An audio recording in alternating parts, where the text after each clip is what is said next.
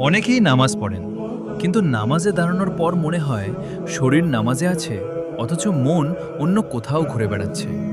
কখনো কাজের চিন্তা, কখনো ফোনের নোটিফিকেশন, কখনো ভবিষ্যতের দুশ্চিন্তা, আবার কখনো এমন সব ভাবনা আসে যেগুলো নামাজের বাইরেও মনে আসতো না।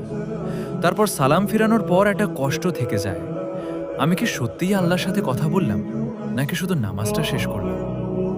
এই অনুভূতিটা অনেক মানুষেরই হয়, আপনি একা নন। কিন্তু সুখবর হলো, যে হৃদয় নামাজে মনোযোগ চায় সেই হৃদয় এখনো জীবিত। কারণ যার ভেতরে কষ্টই নেই, সে তো পরিবর্তনও চায় না। আল্লাহ তাআলা বলেন, নিশ্চয়ই নামাজ অশ্লীলতা ও মন্দ কাজ থেকে বিরত রাখে। সূরা আল আনকাবুত ৪৫।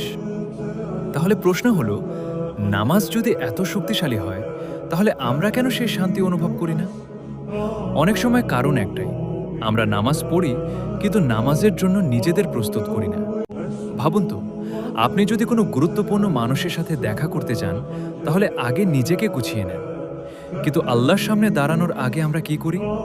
ফোন স্ক্রল করি, তাড়াহুড়া করি, মন ভরে দুনিয়ার চিন্তা নিয়ে সরাসরি তাকবীর বলে দিই। তাই নামাজে মন বসানোর প্রথম ধাপ হলো নামাজের আগে মনকে নামাজে আনা। খুব ছোট ছোট কিছু কাজ জীবন বদলে দিতে পারে, ইনশাআল্লাহ। প্রথমত, নামাজের অন্তত ২ মিনিট আগে ফোন দূরে রাখুন। কারণ নামাজের আগে শেষ যে জিনিসটা আপনি দেখবেন, নামাজে সেটাই বেশি মনে পড়বে।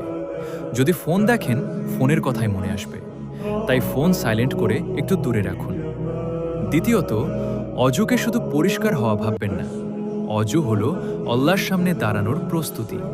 অজুর সময় মনে মনে বলুন, আমি এখন আমার রবের সামনে দাঁড়াতে যাচ্ছি। এই ছোট্ট অনুভূতিটাই হৃদয়কে বদলাতে শুরু করবে। তৃতীয়ত, তাকবীর ধীরে বলুন। যখন বলছেন আল্লাহু আকবার, তখন এর অর্থ অনুভব করার চেষ্টা করুন। আল্লাহ সবচেয়ে বড়।